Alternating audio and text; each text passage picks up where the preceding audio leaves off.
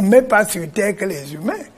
Il y a les oiseaux, il y a les animaux, il y a les arbres, tout ça c'est des créatures.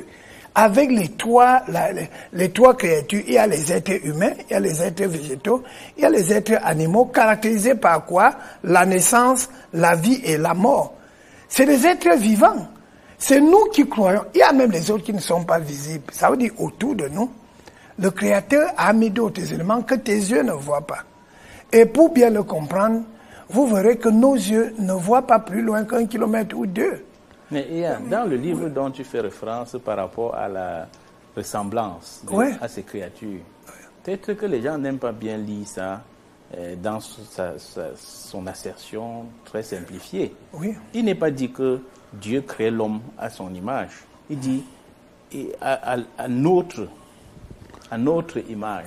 C'est-à-dire qu'il s'agit de beaucoup de dieux qui créent l'homme à leur ressemblance, à la ressemblance des dieux. Donc là, c'est plutôt le pluriel qui est utilisé.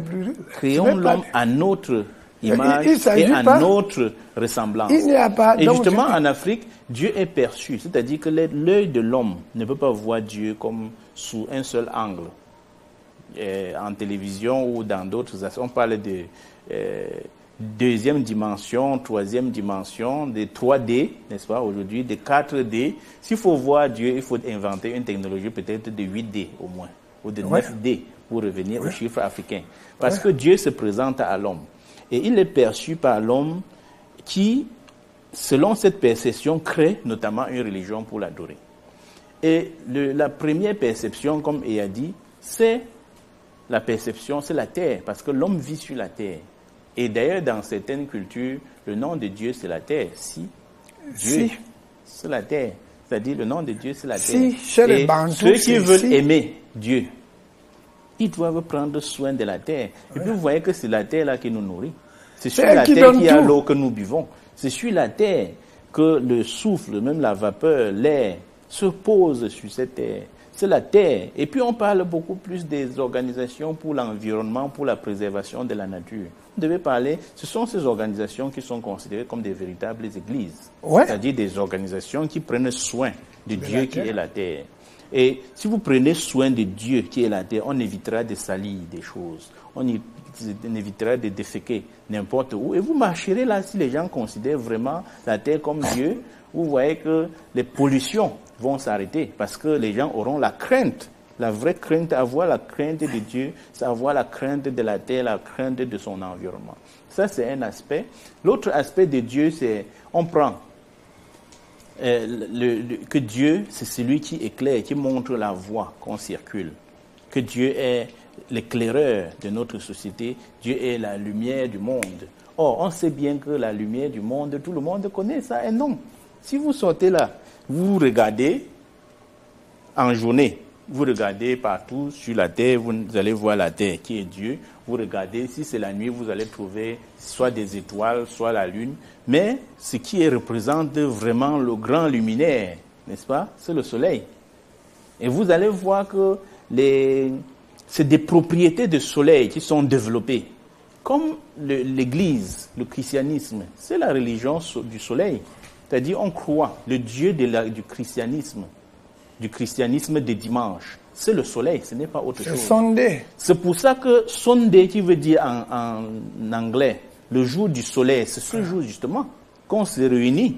Parce que c'est pour adorer le Dieu soleil. Ce n'est pas un autre Dieu qu'on adore à l'église là. C'est-à-dire, c'est le Dieu soleil. Vous allez voir que pour les autres, ils utilisent le symbole. Chacun va dire soit c'est le totem, chacun va chercher un peu des justificatifs, mais ce n'est pas le hasard, le fruit du hasard. Si peut-être dans les mosquées, vous allez voir qu'on a toujours des constructions avec des pentes, mais vous allez trouver qu'il y a presque 8 côtés, n'est-ce pas? Et au-dessus, 8 côtés là représentent aussi le soleil, mais au-dessus, vous allez trouver la lune. C'est le Dieu qui a pour symbole le Dieu la lune. Le Dieu, les Africains ont le Dieu, la terre, n'est-ce pas? Les autres ont perçu et développé Dieu. Et évidemment, ça peut se comprendre. Parce que nous vivons sur la terre. Les autres cherchent le soleil. Donc, quand vous êtes en Occident, là, vous avez des difficultés. C'est-à-dire, les gens ont des difficultés. Ils sont loin du soleil. Ils ont le froid. Et le soleil, quand il apparaît, ils sont très contents, n'est-ce pas? Et donc, ils ont fini par voir que Dieu, c'est la chose la plus rare et la chose dont ils ont besoin pour se réchauffer. Donc, leur Dieu, c'est le soleil qui leur apporte déjà la chaleur, qui leur apporte de la lumière. Et si on pousse plus loin, vous allez voir dans les autres communautés, en Asie par exemple, Dieu, c'est le foyer et les gens qui donc sont comme les bouddhistes. Dieu, c'est comme les 3 pierres, c'est la mer, et plus pour les associations. Pour les États, Dieu c'est quoi? Dieu c'est la terre, c'est la parcelle de terre pour les États. Donc les chefs d'État, c'est des gens qui donc définissent. Ils se partagent donc. Si on s'en tient à la définition, du moins acception de l'État, le premier élément constitutif d'un État, c'est le territoire qui fait référence. Il n'y a même pas un autre. Donc c'est le morceau. Et pour les enfants, donc, plus loin pour les associations, c'est le groupe pour les enfants. Quand on dit tas, c'est un morceau de terre. Le reste, mettez tout ce qui est dedans, mais c'est le morceau de terre qu'on appelle l'État. C'est pour ça que vous entendez toujours dans les guerres, tels ils ont avancé, les autres ont repoussé. On ne repousse que par rapport à une partie. Et si tu permets un peu, dans la plupart des religions, c'est le culte. C'est-à-dire que vous allez imaginer que non, le christianisme, l'Afrique et tout ça, c'est pas la même chose. Prenez le Nouveau Testament. Le Nouveau Testament commence par généalogie de Jésus-Christ. C'est-à-dire, le premier mot, c'est généalogie de. Pour parler de quoi? Pour parler de ses parents.